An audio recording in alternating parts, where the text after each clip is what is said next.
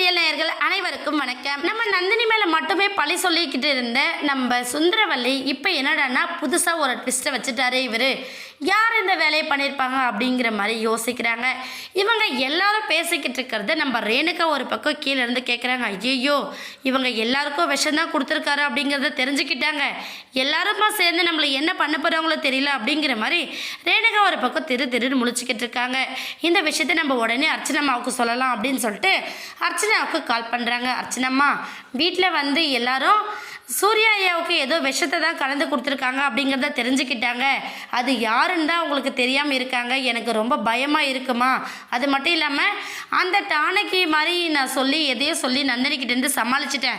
ஆனால் இதுக்கப்புறம் கலக்க அந்த மருந்துமே இல்லை. கலந்துட்டா நான் மாட்டிப்பினோன்னு எனக்கு பயமாகவும் இருக்குது அப்படின்னு சொல்லிட்டு அர்ச்சனா கிட்ட சொல்கிறாங்க.